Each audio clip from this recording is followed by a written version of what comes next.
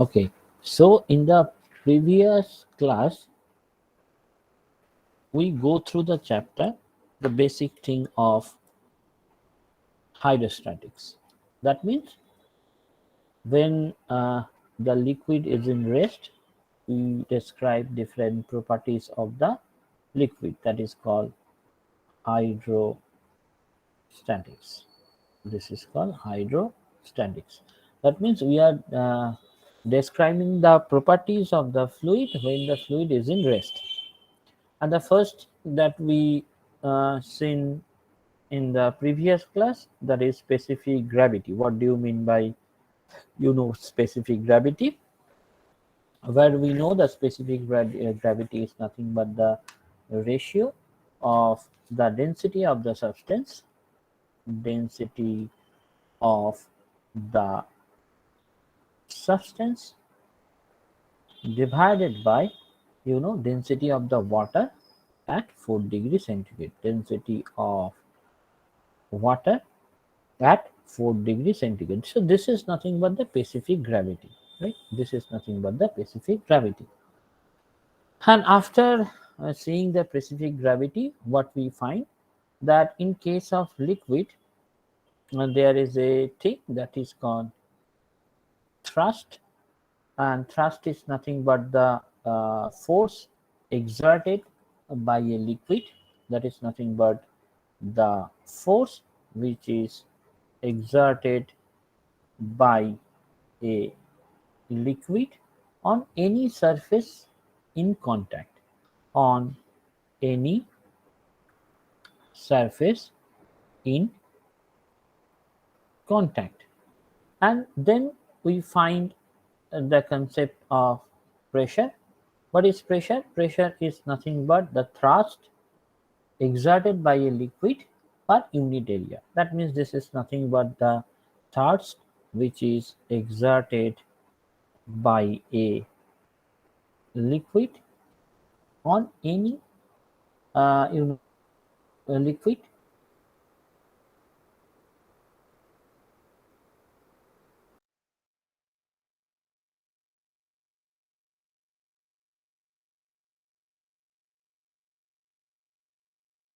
So found the magnitude of pressure at any point, magnitude of pressure at a point within a liquid. That means that within a liquid there is a pressure. That means like that.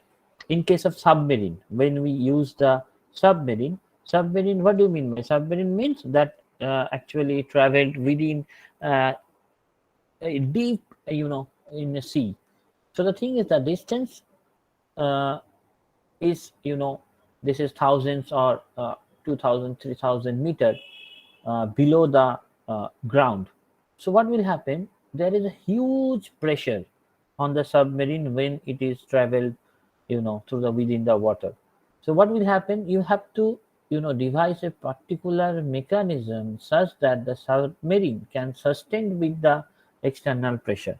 The submarine should sustain with the internal external pressure, because whenever you go inwards, that means automatically a external pressure will be acted. So the thing is that you have to find the what should be the magnitude of the pressure at any point within a liquid, and that is given by P equals to H rho G. That means H is nothing but, if I am saying this is the liquid, say this is the liquid, and this is any point within the liquid, and say the distance is H, then if we want to find the pressure at that point, then pressure is nothing but H is the height, rho is the density of the water, and G is the accelerations due to gravity. That is a simple pressure. Pressure can be written as H rho Z. And also, we found in the previous class that what should be the velocity? What should be the, that means that is called velocity of efflux. What does it mean? That means actually, if we say velocity of efflux of liquid, what does it mean? That means if I am saying that this is a container, say this is a container, and you know that is nothing but a liquid. What will happen if we just made a hole at that particular position? What will happen?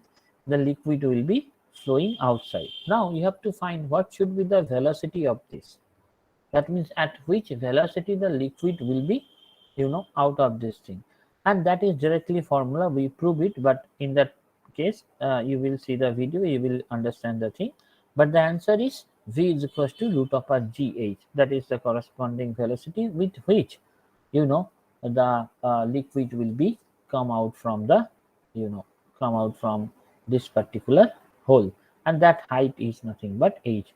And g is the acceleration due to gravity, so v equals to root over 2gh, that is the velocity of a flux.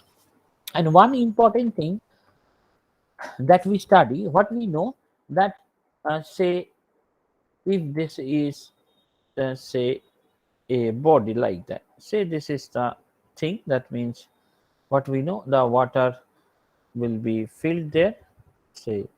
So if we consider at any horizontal level, the pressure should be same. At any horizontal level, what will happen? Pressure is same if the density is same, right? So there is a concept, and that is one of the important concept. That is the concept of U tube. That means it's seen like a, it looks like a U. So that is the concept. U tube means if this is a tube, this looks like a U. So that is a U tube. And say what will happen, you are filling some liquid there. What will happen if you filling some liquid there? That means the liquid will be that will be after, when the liquid is at rest, what will happen? Say that is the, because the two the surface should have the same height, right? This is the liquid, say this is the corresponding liquid, and that two positions should be at the same height, and say the liquid has a density rho 1. Now what will happen? Say I am pouring another liquid which has different density. Say the liquid that I want to pour, so the liquid will be poured like that, and it has some different density rho 2. So finally what will happen? Finally it may be possible, because because they have different liquids.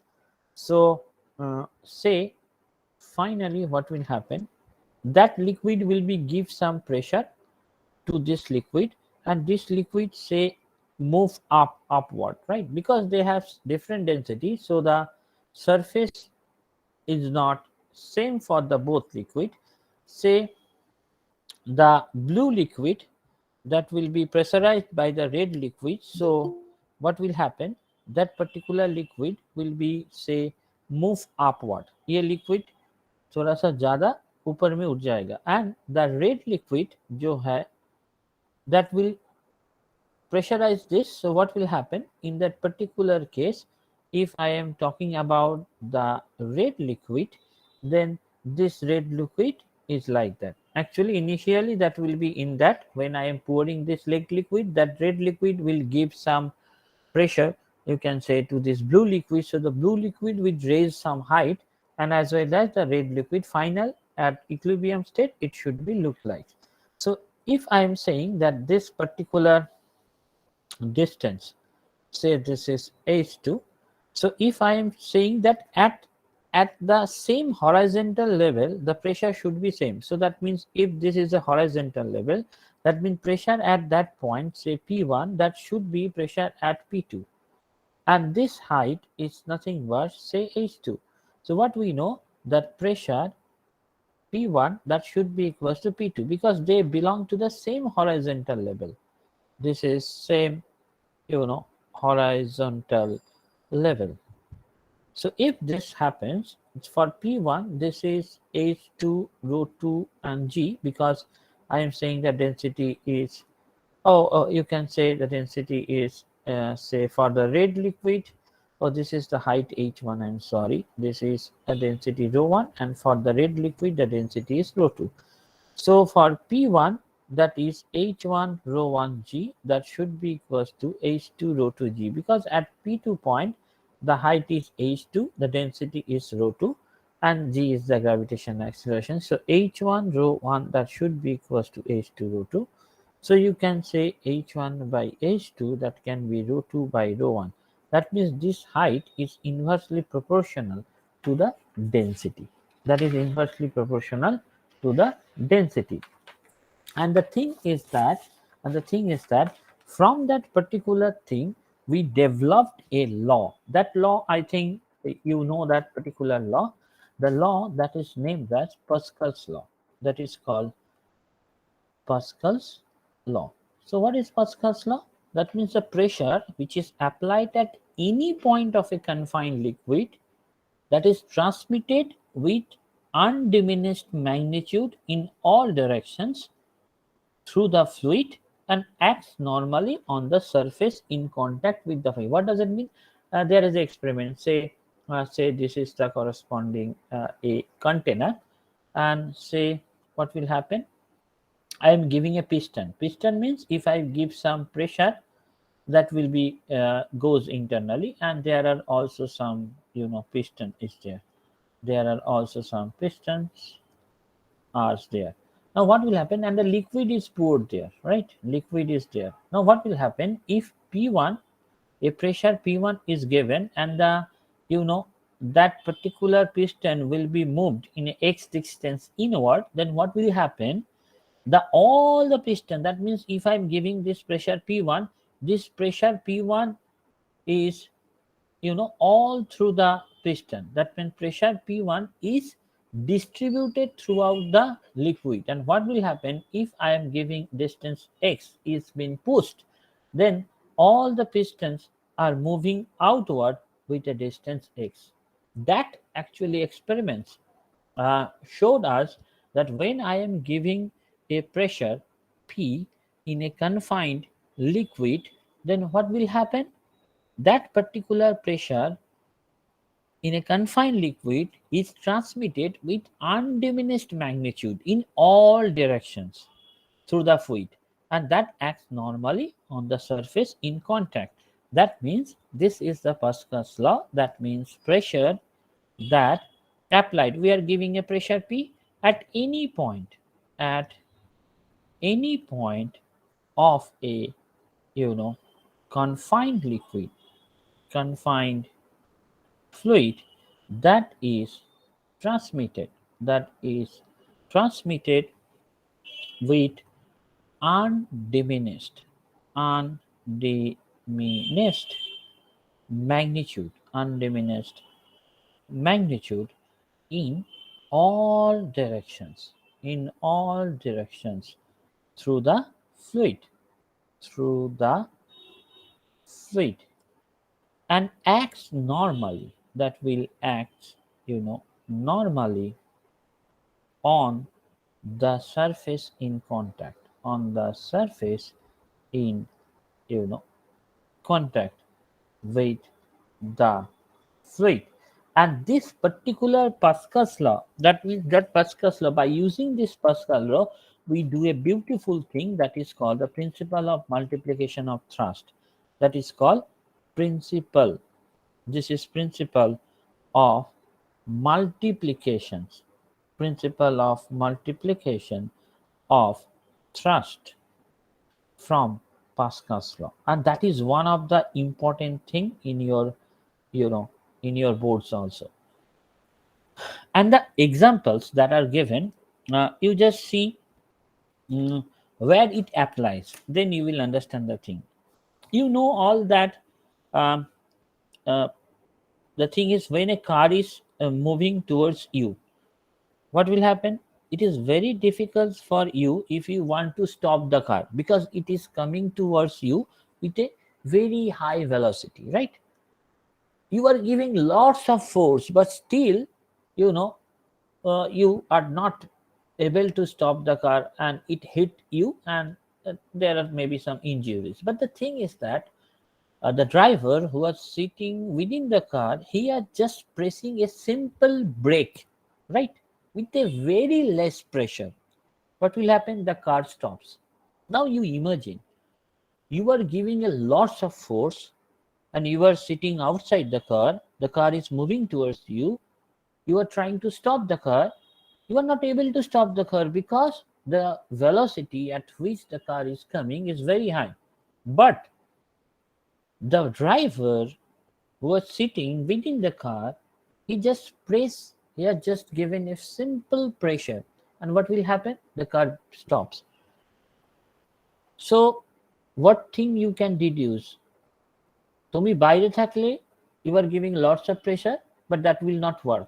But when you are internally, you are just giving a little bit of pressure and the car stop. That means this particular pressure which is given by the driver, that would be multiplied several times, such that the car, that the brake that is applied to within the, in the uh, wheels of the car will stop. That means the brake that you are applying, that means the force or thrust or pressure, whatever what you are applying, that would be multiplied several times such that it can stop the car. Though you are giving a large force, the car never stop, that will hit you. So the thing is, that is the beauty of the Pascal's law, and that is called the principle of multiplication of thrust. That means when you are just giving a little bit of force, little bit of thrust in the brake, what will happen? That would be multiplied several times and it will stop the car. So the thing is that then how it will happen, that should be described by the Pascal's law. That means within the brake, what is happening? There should be brake fluid. Car खराब हो जाने से हम लोग क्या करते हैं? Brake fluid को चेंज करता है. Brake fluid, that means this is a liquid within the, there is be liquid, there is a pipe from the brake to the wheels of the car, and that particular that would be, you can say, this is a simple tube and the tube is containing some fluid. So that's why this is the principle of multiplication of thrust, and that would be described on the basis of Pascal's law. And how we will see it. So the thing is that in that particular case, so the thing is that this is the multiplication of thrust. So what we know, that I think the where we should apply it, that is clear. Now how the physics will describe the multiplication of thrust, we will see. So according to what we know, Pascal's law, by applying a small force at any part on a confined liquid, a large force can be obtained. A large force can be obtained at another part of it. That means a large force can be obtained at another part of it. That means you are applying a small force at the brake and a large force that is applied on the wheels of the car. That is the meaning of that. So what we can say, I can just take a simple piston, that you can say this is the thing I want to design. This is the small cross-sectional area, that is a large cross-sectional area. You can think that particular, this is a brake where we apply, you can say, this is the corresponding, say, weight, that is W1, and say that is also another piston where that is the piston. That means that is a movable thing. That means when you are giving some pressure, it can move. When I am giving some pressure here, that would be moving outside, or if I am giving some pressure, it will be moving outside, right there. So, and within this is the, you can say, a a tube, and that would be filled with the fluid. That will be filled with the fluid, right? And say this is you are giving W2 here. This is the bit.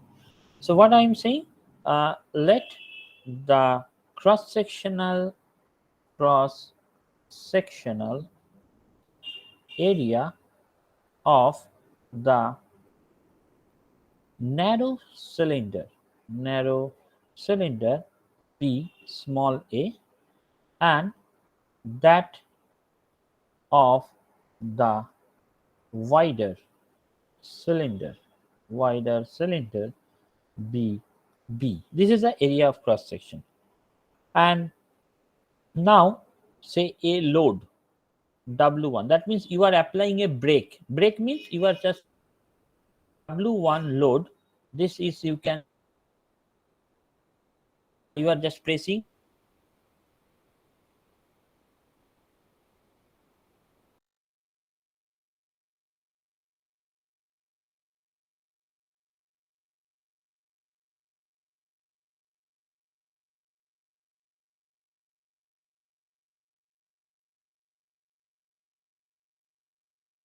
is W1. So that therefore pressure exerted by the small means a pressure that should be exerted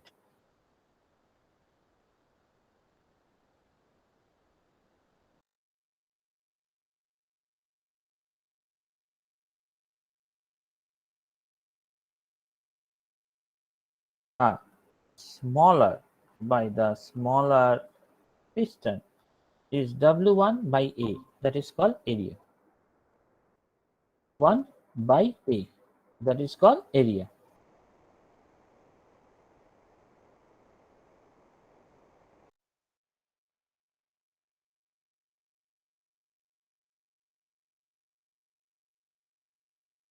Of the water in all directions, because the Pascal's law tells that pressure is distributed throughout the liquid in an undiminished way, right? In an undiminished way.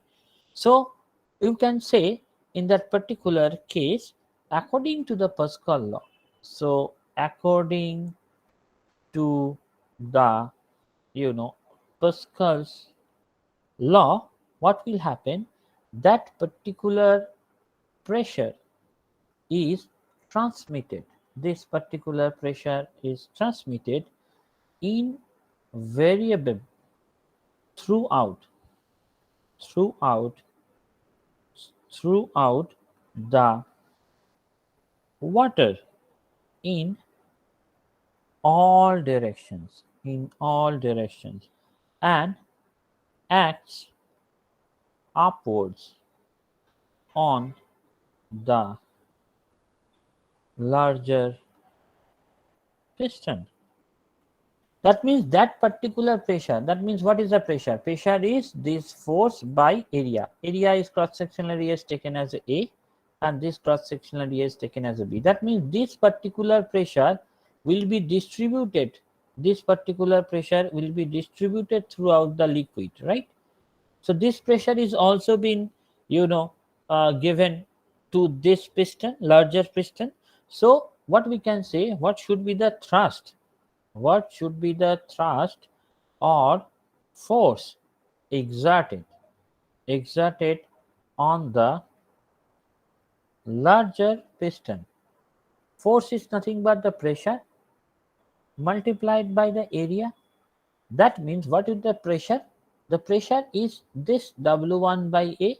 That will be the pressure which is, in undiminished way that would be distributed. So what we can say, that pressure is P1 and area of the larger piston, that is B. So P1 is W1 by A into B, right? Now the thing is that in that particular figure you just see the B is much greater than, much greater than A. So you can say this is W1 multiplied by N, where is N is nothing but B by A. N is nothing but B by A. So that means তুমি যত বড় area রাখবে compared to the smaller piston, your thrust will be multiplied by that.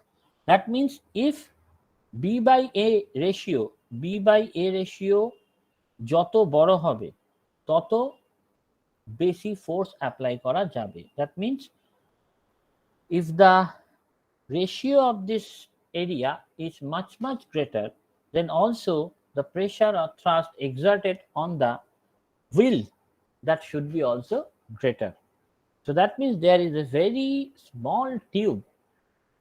When you press the brake, if you see the internal configurations, you will see there is very small a tube is there.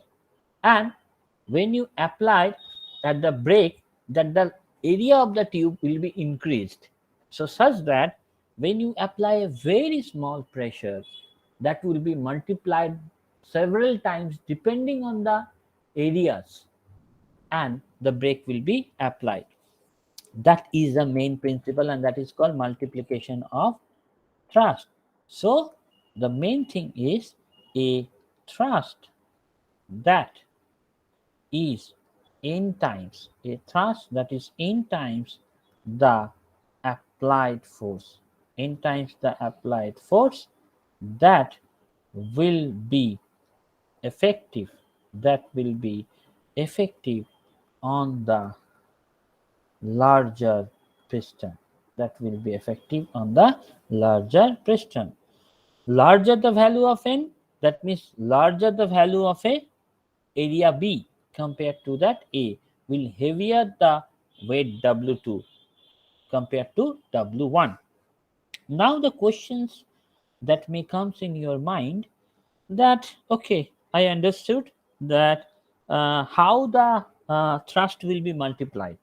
Now the question is there conservation of energy is valid or not? Because that is one of the important questions that will come in your boards. That means the conservation of energy, whether that is valid or not. Because you know, energy cannot be created, not be destroyed, it will be constant throughout the experiment.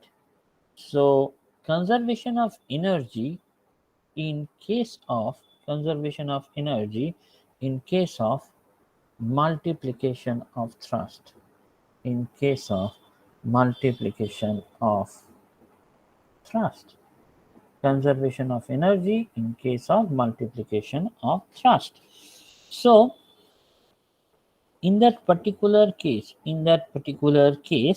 I have to prove, that means it may appear at the first sight that the principle of multiplication of thrust violates the principle of conservation of energy, though we get a greater force on a large piston by applying a lesser force on a small piston, by we cannot gain energy. Why? Because let a force, let a force W1 on the smaller piston, move it downward, through a distance x, say x, and consequently what will happen, the larger piston that actually moves upward through a distance, say y. That means what will happen? So what we know, initially it should be like that, there should be some piston like that. I am giving some weight W1. This is the initial condition, say this is also another piston. Now what will happen, you are giving some force W1 on that. That means it can move to the distance y, say this particular distance is y, and then it will move upward, and it goes to the distance x, and it moves upward with the distance y, right? So what we can say, that means if I am writing like that, Say now the piston, now the this is the corresponding piston. Say initially that position it will move to the say distance x, and similarly that particular piston, say initially at position this particular is y, that will be moved upward, right? So what we know, we are placing some liquid, say water, and since water is incompressible, water is incompressible means the density, that means density is unaffected by pressure. That means when you increase the pressure, the density will not affect. That means density is independent of the pressure. So the thing is that since the incompressible, that means the volume of the water displaced. That means in that section, what is the volume of the water that will be displaced? In that section, that volume will be moving upwards. That means volume should be constant. So in that particular case, what we can say, volume of water that are displaced displaced in the narrow cylinder, that should be equals to volume of water added in the wider cylinder. That is same as that. So what is the volume? If A is the cross sectional area and x is the distance, and here B is the cross sectional area and y is the distance, volume is nothing but area multiplied by length. So what we can say, AX can be written as BY. So you can write x by y equals to b by a. I can write like that.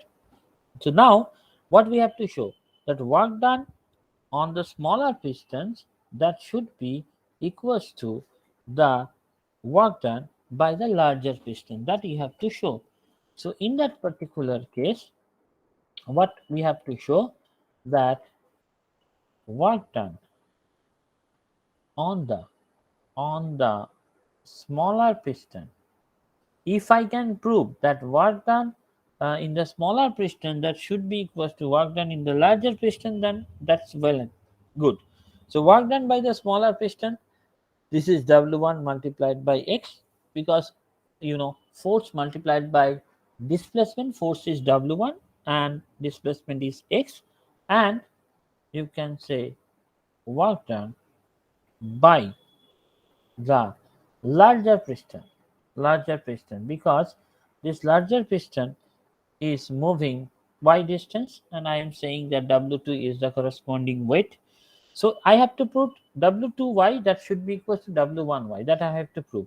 So if I write W2y, W means in the multiplication of thrust, what we know, the value of the W2. This is the value of the W2. This is the thrust exerted on the larger piston, that is W2. That is W1 by into B by A. So W2 is nothing but W1 multiplied by B by A into Y. And from that, if we want to find the value of x is B by A into Y. That means I can substitute the value B by A into Y with x. So this is W1 multiplied by x. So what we can see, that work done by the larger piston, that should be equals to work done by the smaller piston. That means simple thing. What we observe from that, that is nothing but, you can say, the conservation of energy. That means work done are constant. So actually, that particular principle, multiplication of this thrust, that should be applied in several areas, like hydraulic, lift, in case of hydraulic, brake. In all those stuffs, we are using that particular principle. This particular principle is being used everywhere. So the thing is, it is also used in the hydraulic press also. Hydraulic press, we are also using these particular principles, right? So now the questions comes that the concept is buoyancy. The concept that is come that is called, you know, buoyancy. Buoyancy, and you can say buoyant force. So what is buoyancy? That means you know that ability of a liquid or a gas at rest to exert a upward force. What we know in case of swimming also, what we did actually, we are swim in such a way that the buoyancy force that should be greater than our weight, such that I can float in a water. So the thing is that what is buoyancy force? This is nothing but the ability of a liquid or a gas at rest to exert an exert an upward force on a body that immersed in that liquid immersed in that liquid or fluid, whatever be the thing, is called, you know, buoyancy. That is called buoyancy. Or you can say the capacity of a body to undergo an apparent reduction in weight when we are immersed in a liquid or gas. That means this is nothing but the upward thrust by a liquid or gas at rest that is exerted on a body partly or totally immersed in it. That is called buoyancy force or buoyant force. That means that will be helpful everywhere. That means you know that you can describe is that a upward force or thrust by a liquid or a gas at rest that actually exert on a body partly or totally immerse immerse in it is called buoyant force or buoyancy force, whatever be the thing. And it has been shown experimentally that this buoyant force, this particular buoyant force actually dependent depends on that actually depends on the the volume of the immersed portions. That is the main thing, that is the immersed portion, you know of the body. Second thing, this is dependent on the displaced density of the displaced liquid. And the third one, that is called acceleration acceleration due to gravity. That means, and that means the buoyancy force, you can say, can be written as, it is the buoyancy force, that is V volume, rho density, and G. That is the buoyancy force. You can write V rho G, and V is the volume only of the immersed portion of the body, right? And according to the buoyancy, there is also center of buoyancy. That means center of buoyancy. That is called center of buoyancy. What is the center of buoyancy? Like a center of mass, center of gravity. The center of buoyancy means the point where the center of gravity of the liquid or gas is located before it is displaced by the immersed body. is the center of buoyancy or center of flotation. That is simple as that center of gravity.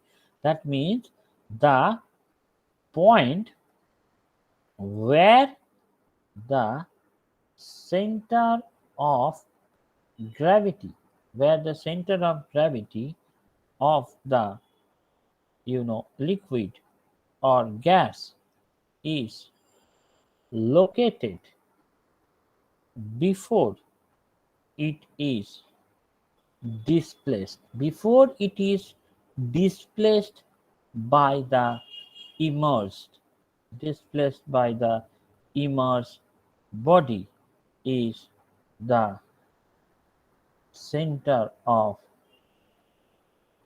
buoyancy or center of flotation, center of flotation of the immersed, of the immersed body. Now there is a principle that is called Archimedes principle. Archimedes principle, and I think uh, in the you know in class 10 or somewhere there is a story behind the Archimedes principle. That the story is like that: a the king Raja Archimedes is one of the scientists, uh, in the parliament of a king. So what will happen, since Archimedes is a scientist? So the king uh, told Archimedes that is something, who are building, actually who are creating some ornaments, the gold ornaments.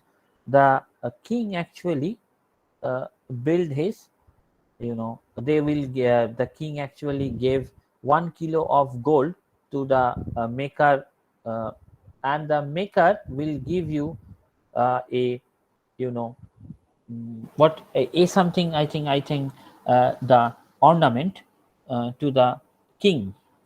Now the thing is that what we know, that when you give some gold, it may be possible that they will pile some other metals, because gold is very costly. So they will piling with other metals with the gold, and it may be given to the king. So the king actually told Archimedes that he he had to prove that the ornament that has been made by the maker, that is purely gold. That means there is no such impurities added. So the Archimedes should have to check that particular thing, and uh, told the king that yes, that is right, and why this is right, that need to be explained. And at that moment, that means that is near about the Christ. So there is no such sophisticated instrument by which you can actually measure how much the impurity that should be added within the gold. So what will happen? The Archimedes and the king actually gives the verdict that if you are not able to determine that how much gold or how much impurities is been added, uh, you are just fired. Fired means not fired, he has been killed. So the thing is that he will be killed by the king. So Archimedes think a lot, but they are not finding any such thing by which the Archimedes can determine that, how it can determine that there should be some impurity within the gold.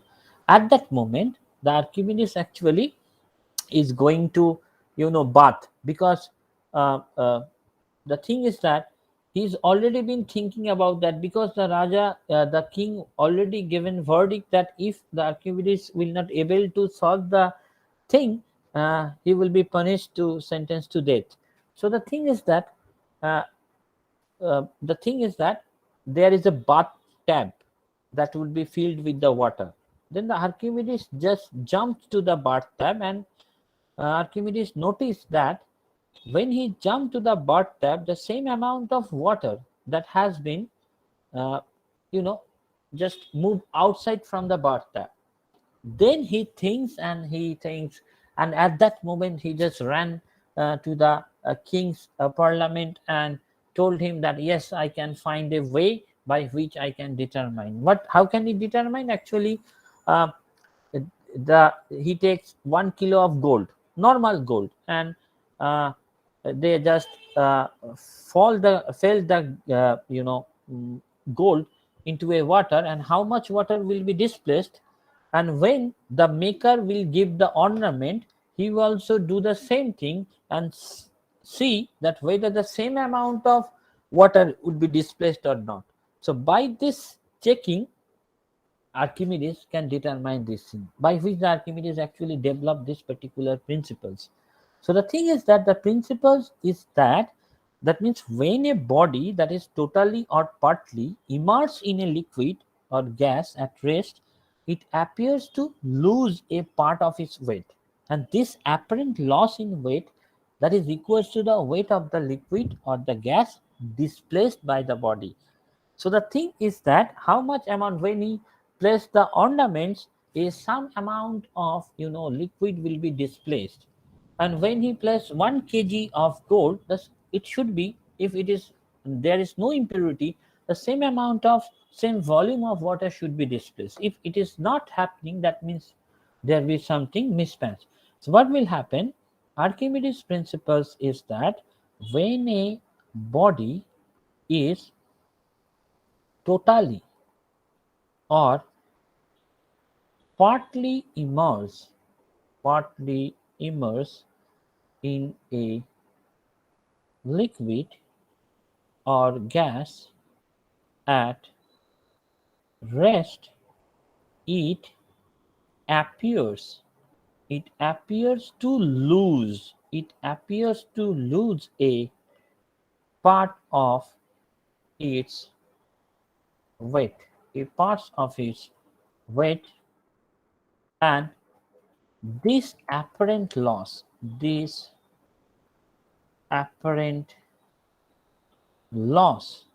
in weight is equal to the weight of the liquid or gas displaced by the body. So what are the different applications? There are lots of applications. There are, you can say, lots of applications that has been used.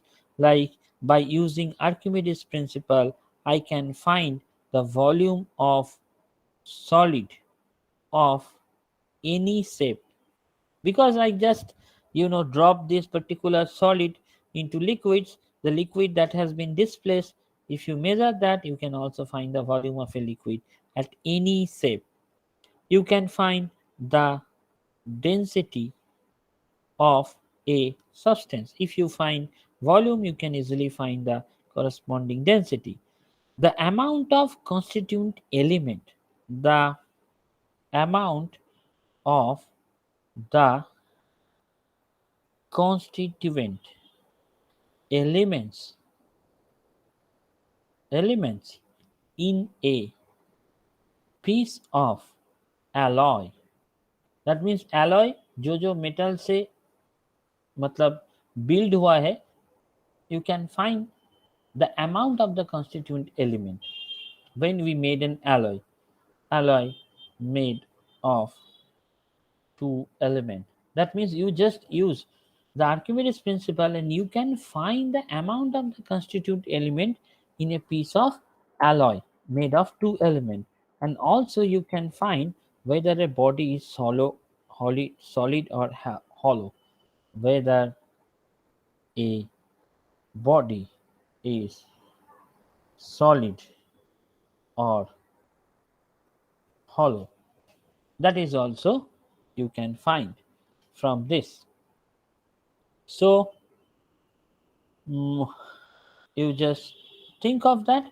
So we just going to describe you one interesting, that is the amount of the constituent element in a piece of alloy. How can we find that particular thing? So we can say, let us assume, we can just determine the third one. So let us assume that the alloy is made of two metals, right? Alloy is made of two metals. Any alloy is made of two or three. I am just considering the alloy is made of two metals, right? So the thing is that, mm, so let, how can we determine? Let the, you can say, the mass of the alloy. I just measure the mass of the alloy in air and say this is W1 gram, and the same weight, its weight when immersed, when immersed completely in water, say that is W2G.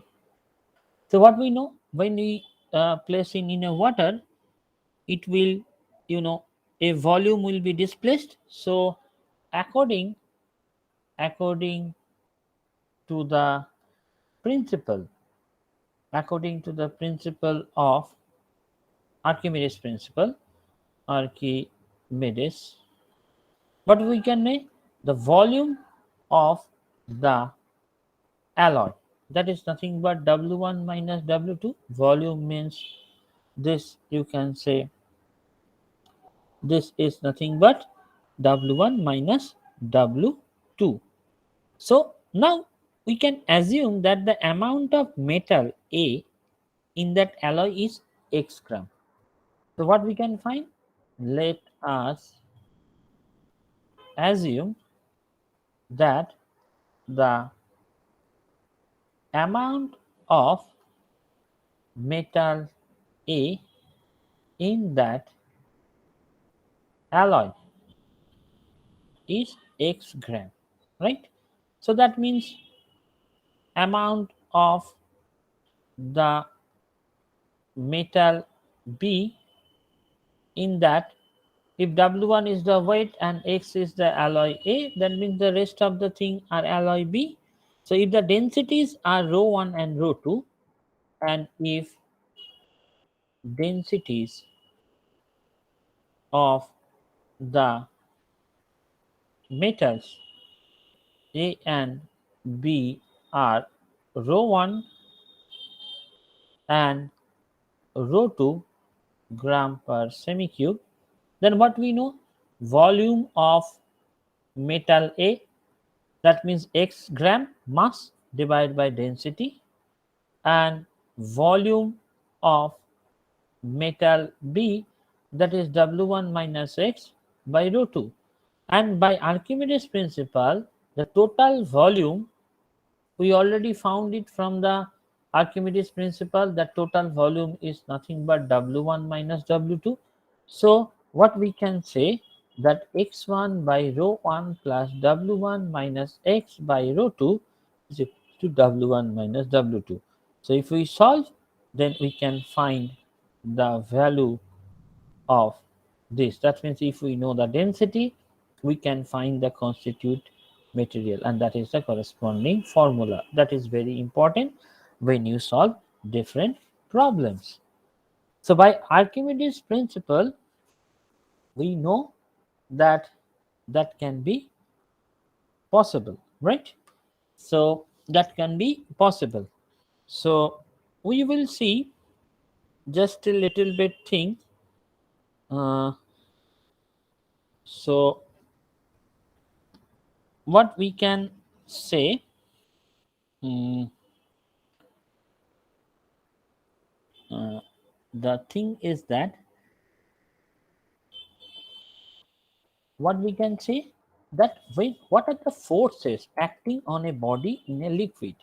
That means force that acting on a body in a liquid at rest. When we are in rest, what are the forces? That means this is the liquid, right? This is the corresponding liquid, and you are immersed a body. Say this is the corresponding body that will be immersed in the liquid. So what are the forces that are acting on the body simultaneously? One is the its weight, that is always acting downward, right? And as well as there is some upthrust or buoyancy that will be acting upward. So that means there is a weight, that the first force, that is weight W1, that acts vertically, downward, and there is a upthrust of liquid W2, and that is the buoyancy. So what you can understand, if there would be three conditions, that means if W1 is greater than W2, what will happen?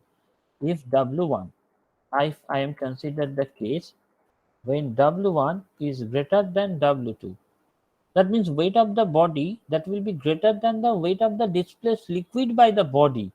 That means the body will sink in the liquid.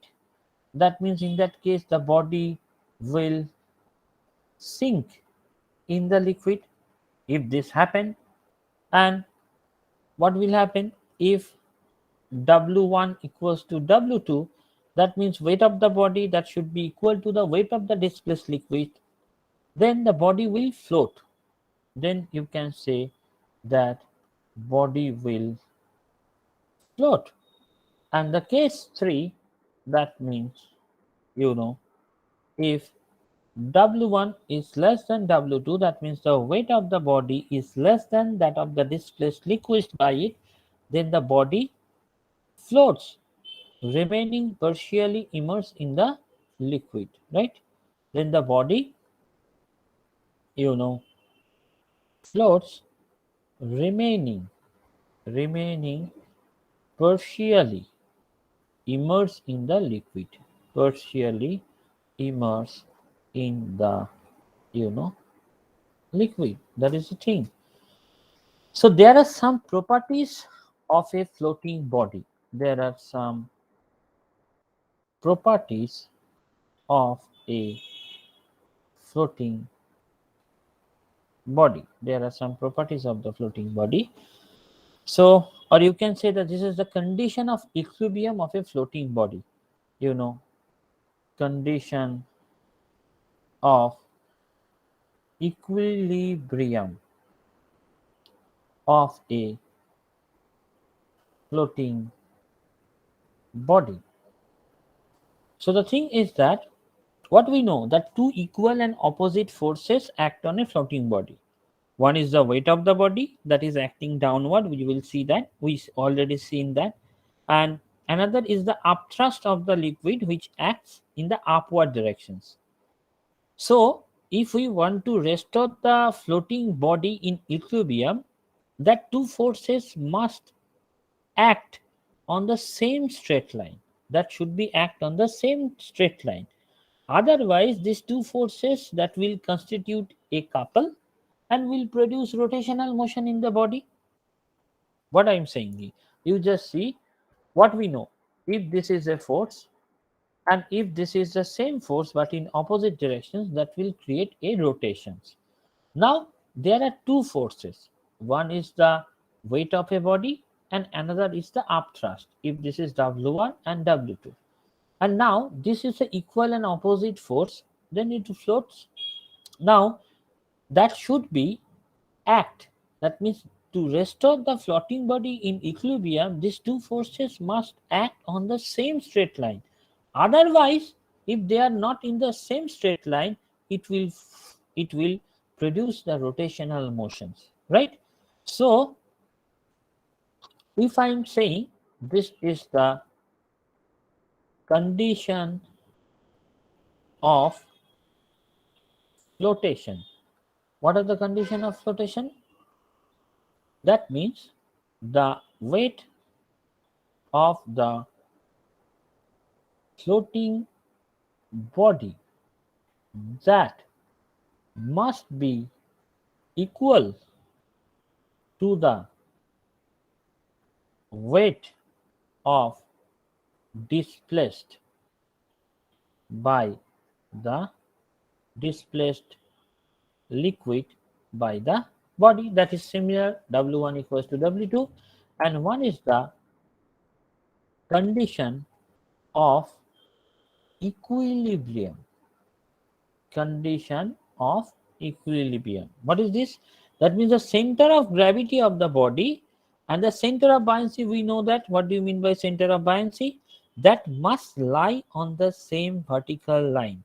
That means, if the body is like that, say this is the body, and say this is the corresponding straight line, this is the corresponding liquid, the body is displaced in the liquid, the center of gravity and center of buoyancy that should act on the same line. That means condition of equilibrium, that means the center of gravity of the body and the center of buoyancy must lie on the same vertical line. That should lie on the same vertical line. So that means when you are dealing with the condition of equilibrium, there are two types of equilibrium, right? Especially three type of equilibrium. Equilibrium, uh, you know, equilibrium, there are three types. There are three types. One is called neutral equilibrium. One is called neutral equilibrium. Another is called stable equilibrium, and another is called unstable equilibrium. Right? So there are three types of equilibrium that has been there. So if you see the example, I think we have an example. If I say video of stable, neutral, okay, neutral and unstable equilibrium.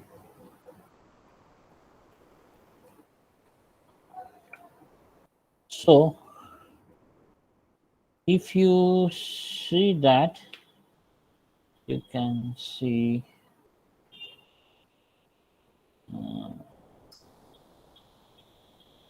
if you see that, I think in that particular video you will see the thing. Stable.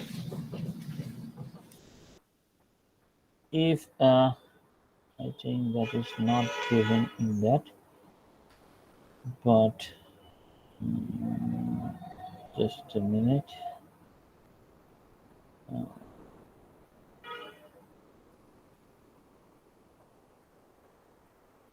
So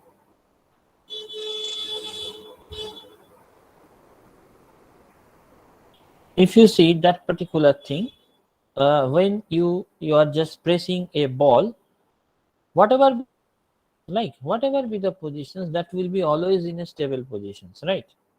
But in that particular case, if you just give a force, it will drop and it will never back to the original positions, right? That means that is the unstable.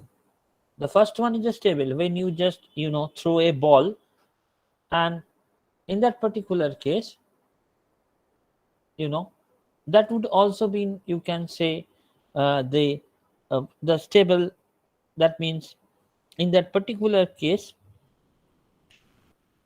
when I'm giving a force, it will not deviate. But one of the example of, you can say, stable equilibrium, uh, you can just say that, you know, uh, if I am saying about that, the balancing, stable doll, that will be the one of the example, you can say, that type of toy that should be made. uh, if you are not seeing that type of toy, that is also one of the This balancing doll is extremely intriguing and yeah, you can play with it for long hours. All you require is a wooden tripod, a uh, wooden heavy on the tripod. that is It the thing. always stands. In that particular case, you will see that, whenever it is moved, it will not in a stable, like whatever be the thing, you are giving some force, but still it is in a stable positions, always been this is a stable position. It would be made in such a way that when you are giving a force, after releasing the force, it will again back to the stable positions, right? When you are giving a force, it will be go to the unstable positions, but again there will be again back to his stable position. That is the main thing that I want to you describe. So the thing is that, so that means if a slight tilt of the floating body from its equilibrium position does not produce any shift of the center of buoyancy, then the body is said to be floating in neutral equilibrium. Like that, you are just, you just, in case of a sphere, a ball, you are, whatever be the positions, that is always been stable, right? Because that, whether you are tilting that particular body at the tilt position, that is also in some equilibrium. So in case of neutral equilibrium, you can say, if a slight tilt, if a slight tilt of the floating body from its from its equilibrium position, equilibrium position does not produce any shift, any shift of the, center of buoyancy, then the body is said to be, the body is said to be floating in neutral equilibrium. That means in case of like that, this is a liquid and you are place a sphere there. That means whatever be the position of the sphere, that will always be in neutral equilibrium. Now the thing is that there is a concept, that means when you are explaining this stable equilibrium and unstable equilibrium, what will happen when the floating body is tilted, the center of buoyancy that will be shifted towards the leaning side. The center of buoyancy that will be shifted towards the leaning side. Because as more liquid is displayed on that side, so say, this is the corresponding liquid. I am taking, say, a body. So the body is moving in that side. That means I am just tilting the body, right? I am just giving some force, it will tilt. Then what will happen? Thus, buoyancy, generally, when the body at that particular position, what will happen? The center of buoyancy should, like that. This is the center of gravity. If I'm already been written there, but now when you are tilting, the center of buoyancy will be shifted there, right? Say this is the shifted, and this is the, you can say that this is the corresponding center of gravity. Say this is the center of gravity. So from the center of gravity, actually a weight will be acting downward, and a weight W2 that will be acting upward, and that will cut at some point, and that particular point is called meta center. That particular point, this M is named as meta center. What I am doing here, I am just, this is a normal body. When I am tilting the body, what will happen? The center of buoyancy will be shifted.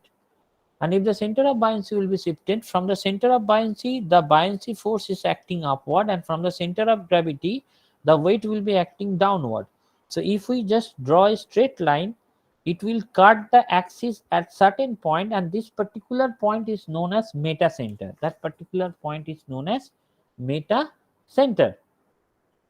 So what we know, that means from the figure, if the metacenter lies above the center of gravity, if the metacenter which is lies above the center of gravity, then the equilibrium of the body is said to be stable. What I am saying, if this particular metacenter, if this particular metacenter that lies above the center of gravity, above the center of gravity of the body, center of gravity of the body, then the equilibrium of the body is stable. But if this particular meta center that lies below the center of gravity G, then the equilibrium is unstable. Then the equilibrium is unstable. So that means the stability of the ship or the stability of the boats that are so constructed that they can float it water in at stable equilibrium. That means there are two conditions they are following. The external shape of the vehicles that should be such that designed so that the meta center lies at a suitable height. That means the width of the vehicle is made greater than the top.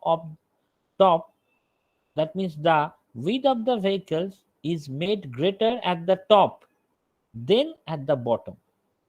মানে আমাদের কি করতে হবে, the মেটা সেন্টারের পজিশনসটা এমন ভাবে রাখতে হবে যাতে বডিটা স্টেবল ইকুইলিব্রিয়ামে থাকে, রাইট? তার মানে আমি যদি stable equilibrium, মানে I'm giving some forces, right? And the meta center should be placed such that after এরকম ভাবে ধাক্কা খাওয়ার পরও যেন সে সবসময় স্টেবল ইকুইলিব্রিয়ামে ফিরে আসতে পারে due to the meta centre. I think that part is clear. That means আমাকে এইভাবে you should design the thing like that. আমরা এটাকে তোমার করার পর ধাক্কা মারার পর, মানে if I am giving some force, then again meta সেন্টারটা এমনভাবে প্লেস করা হবে, যেটা আমরা এই একটা ভিডিওতে দেখলাম, যে ও যেন আবার আগের পজিশনে ব্যাক করে আসতে পারে, right? So that particular thing আজকে যেটা পড়ানো হলো, সেটা আই থিঙ্ক বোঝা গেছে যতটা সম্ভব। সেটা আমরা অ্যাকচুয়ালি যে কোনো সেলফ ব্যালেন্সিং যদি টয় বা যে কোনো কিছু তৈরি করি, that is also we are using the same principles, that meta সেন্টারটা এমন একটা পজিশনে we should place, that means after giving some force it should back to this original positions, right? So আজকের ক্লাস আপাতত এইটুকুই। আই থিঙ্ক এই পার্টটা বোঝা গেছে। আমরা এই পার্টটা পড়লে আমরা পরের দিন just we are doing the problems. So I expect that you should go through the notes